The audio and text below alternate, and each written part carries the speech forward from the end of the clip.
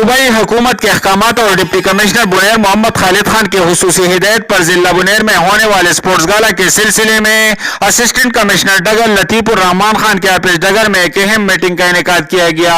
Meeting में AC डगर के अलावा एथलेटिक सदर प्रोफेसर जानजेब, महकमा स्पोर्ट्स के नुमाइंदों व दीगर ने शिरकत की। एसी डगर लतीफुर रहमान खान ने मीडिया वालों से गुफ्तगू के दौरान कहा कि स्पोर्ट्स गाला में 12 गेम होंगे, जिसमें cricket, hockey, football, volleyball, athletics, kabaddi, मुखा, badminton, table tennis, tug of war, taekwondo, body building खेलों के मुकाबले होंगे।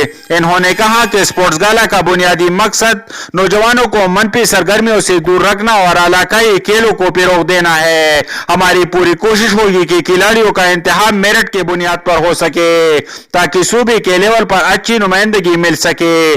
तमाम तहसीलों के सतह पर इसके लिए ट्रायल मुनक्किद होंगे ताकि बेहतरीन टैलेंट सामने आ सके। कैमरा टीम के साथ आबिद बुनेरी, बुनेर।